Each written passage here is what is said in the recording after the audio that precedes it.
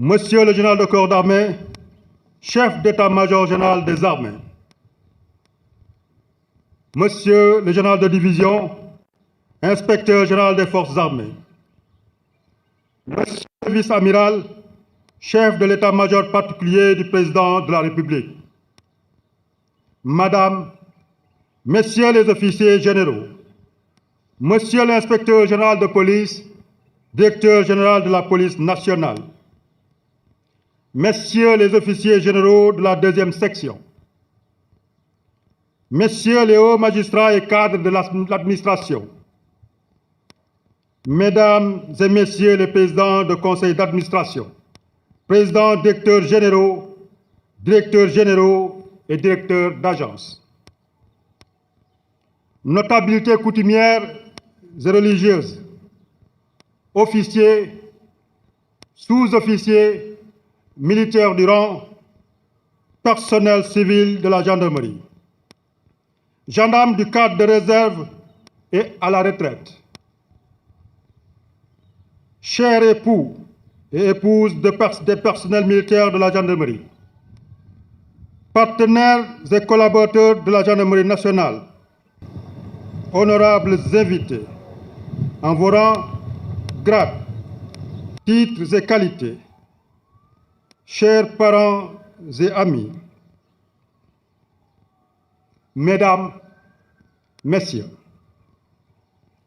Monsieur le Président de la République, Son Excellence Bassirou Diomaye Diakhar Faye, chef suprême des armées, m'a fait l'honneur de me nommer à la fonction de haut commandant de la gendarmerie nationale et directeur de la justice militaire. Après avoir rendu grâce à Dieu, maître des destins, j'exprime ma profonde gratitude et ma déférente reconnaissance au chef de l'État pour la confiance placée en ma personne.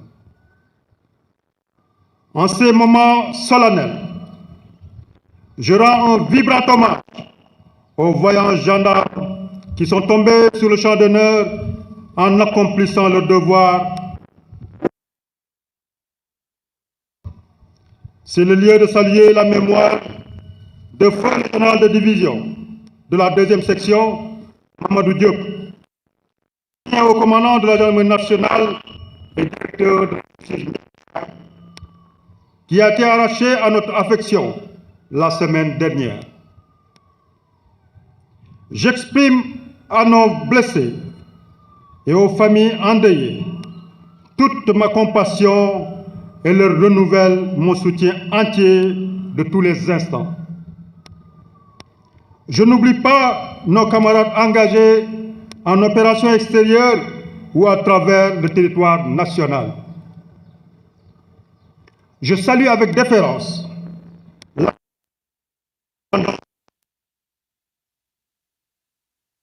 à cette prestigieuse fonction.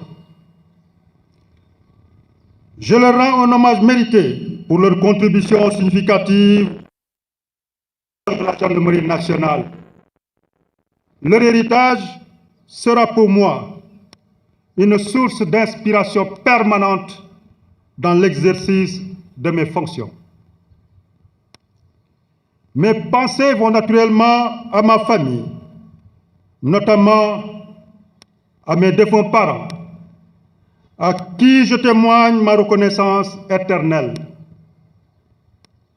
Que Dieu les accueille dans son paradis céleste et fasse briller sur eux la lumière sans déclin.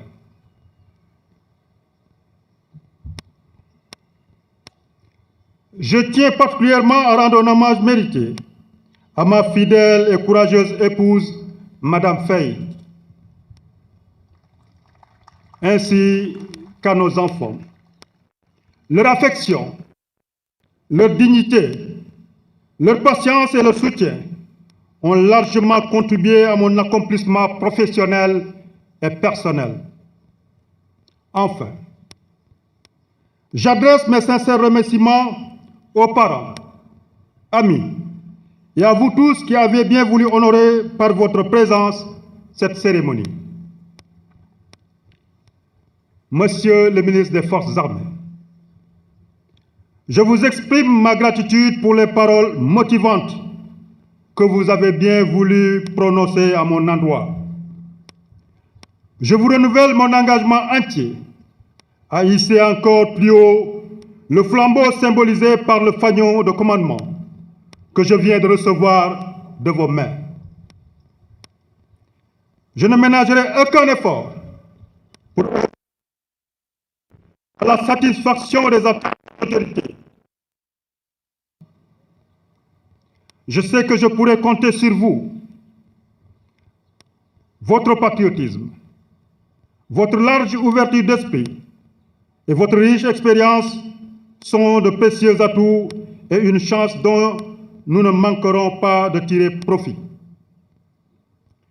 Monsieur le ministre, honorables invités, le 3 avril 2024, lors de son investiture, Son Excellence, Monsieur le Président de la République, s'engageait solennellement à œuvrer inlassablement à la préservation de la paix et de la cohésion nationale dans un Sénégal mieux sécurisé et plus juste, dans une démocratie renforcée.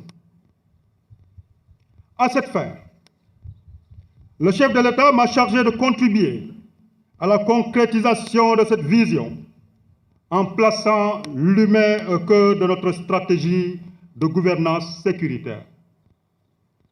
Aujourd'hui, il s'agira pour moi d'inscrire en priorité la satisfaction des attentes des populations au cœur de l'action de la gendarmerie nationale et de garantir à la nation sénégalaise une sécurité et une défense qu'elle mérite.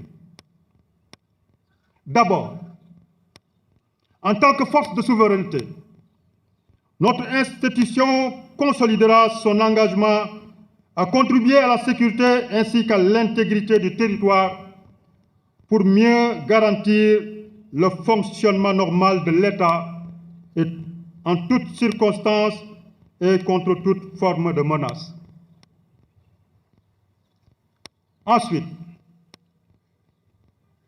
en tant que force de sécurité, nous mettrons tout en œuvre pour protéger les populations, préserver l'exercice des droits humains et des libertés fondamentales et participer à la sauvegarde de l'unité et de la cohésion nationale.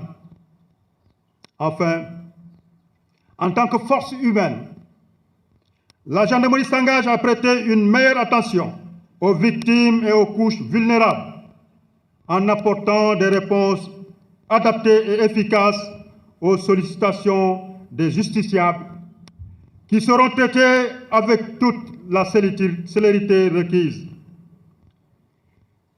La seule présence du gendarme devra apporter sérénité et confiance. En conséquence, quel que soit le contexte opérationnel et les conditions d'intervention, le rôle de la gendarmerie en tant que force publique sera exercé avec discernement et professionnalisme, c'est-à-dire dans le strict respect des obligations déontologiques, permettant ainsi de préserver durablement une relation de confiance entre nos concitoyens et les forces de l'ordre. Monsieur le ministre, honorables invités, les défis sécuritaires qui se posent à notre pays sont nombreux et complexes, mais surmontables. De même, la volatilité de la situation sécuritaire dans la sous-région est une grande source de préoccupation qui interpelle la gendarmerie. En effet, la criminalité transnationale organisée, exploitant la porosité des frontières, menace la stabilité et le développement des régions Est et Sud-Est de notre pays.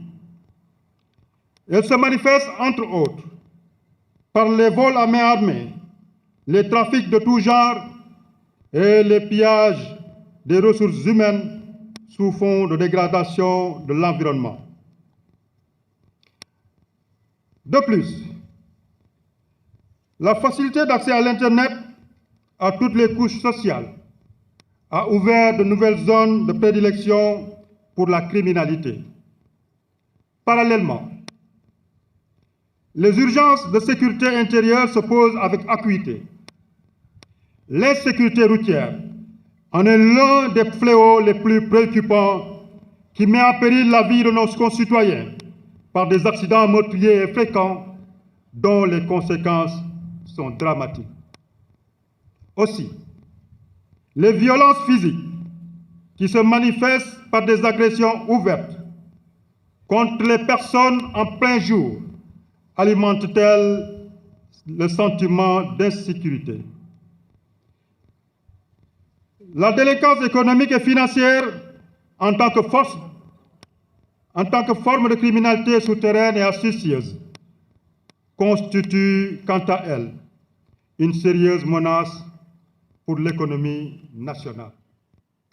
En somme, ce sont ces défis de sécurité intérieure sous le substrat d'un contexte sous-régional instable et très contagieux qui guideront les choix stratégiques de la gendarmerie nationale dans le présent et pour les prochaines années. Monsieur le ministre des Forces armées, honorables invités, mon ambition est de renforcer la construction d'une gendarmerie performante et efficace, présente sur l'ensemble du territoire national, apte à contribuer à la paix, à la sécurité et à la défense de l'intégrité du territoire national, aux côtés des armées et des forces de sécurité intérieure. Sous mon commandement, la gendarmerie s'engage fermement à renforcer et à maintenir son modèle spécifique caractérisé par sa polyvalence, sa transversalité et son positionnement institutionnel qui lui ont valu tant de satisfaction par le passé. Pour ce faire, nous continuerons à renforcer notre maillage territorial afin de garantir une présence effective et permanente sur l'ensemble du territoire national avec une disponibilité opérationnelle assurée 24 heures sur 24 et 7 jours sur 7.